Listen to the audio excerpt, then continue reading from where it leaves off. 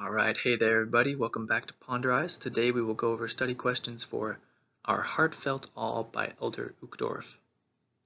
So you can use these questions to ponder personally, you could go over them with your family, or you could use them to teach a class. And feel free to pause as you go along in case you need more time to ponder. Now let's get into it.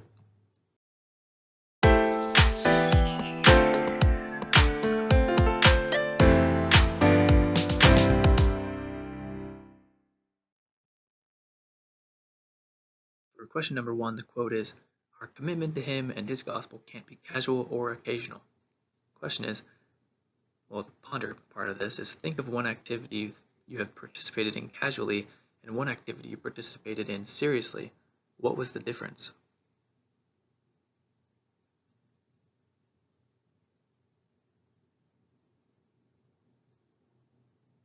Alright, what is the difference between participating in the gospel casually and being all in?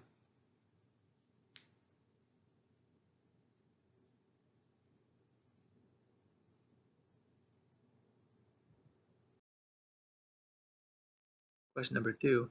That this poor widow hath cast more in than all they which have cast into the treasury, for all they did cast in of their abundance, but she of her want did cast in all that she had, even all her living. The question is, what are you offering to the Lord? How would the Lord feel if you gave your heartfelt all?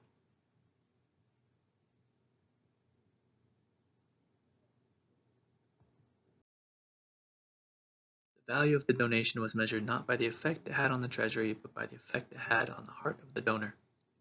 Jesus taught that our offering may be large or it may be small, but either way it must be our heartfelt all. So what is the difference between a small offering and a small offering that is your heartfelt all?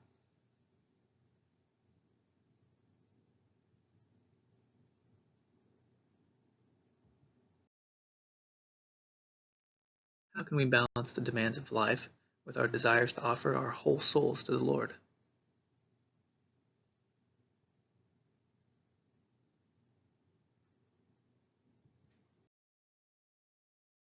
Most of all, those who succeed in balancing on a bicycle learn these important tips. Don't look at your feet. Look ahead. Keep your eyes on the road in front of you. Focus on your destination and get pedaling. Staying balanced is all about moving forward.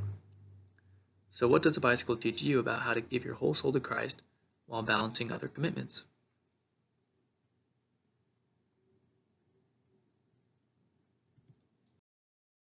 The airplane gains no altitude sitting on the runway. Even on a windy day, enough lift isn't created unless the airplane is moving forward with enough thrust to counteract the forces holding it back. What does this mean for you as a disciple of Christ?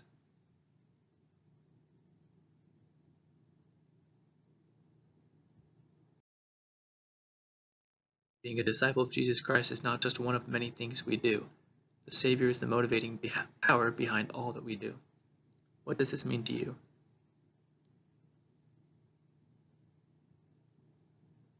How can the Savior apply to everything you do at work, school, with friends, and at home?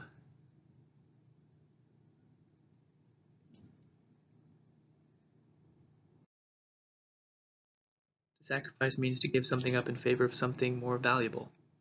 When we consecrate something, we don't leave it to be consumed upon the altar. Rather, we put it to use in the Lord's service. We dedicate it to Him and His holy purposes.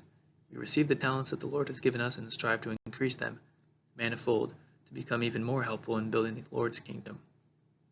So what is the difference between sacrificing and consecrating?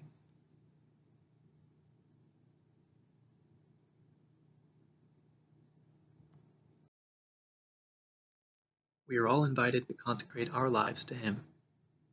What talent could you consecrate to the Lord?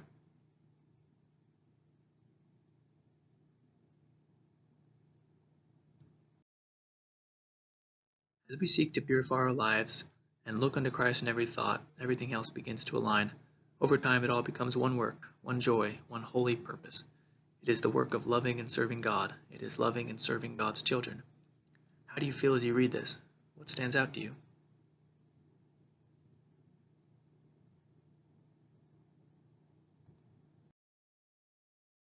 This is how we offer our whole souls, by sacrificing anything that's holding us back, and consecrating the rest to the Lord and His purposes. What do you need to start doing to give your all? What do you need to stop doing to give your all?